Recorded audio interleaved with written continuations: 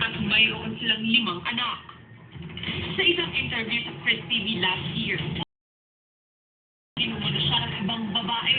Lumabas din ang usapin ng pagsasakrisyo mano ng asawa niyang si Riza dahil alam ng wife ni Wally na lapitin siya talaga ng girls. Is that why you said masakripisyo siya?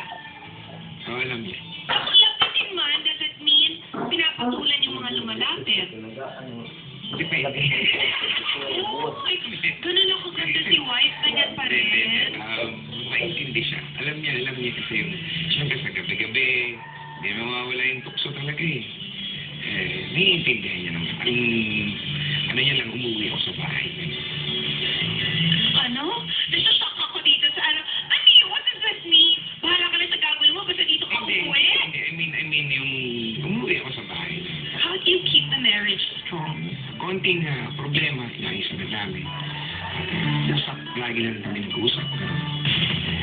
Samantala, ayon sa isang source ng The Buzz, di umano, hindi naging dahilan ng iskandalo para magkahiwalay sina Wally at asawa nito dahil sa gitna ng pagsubok na ito. Suportado umano ng kanyang asawa ang komedyante.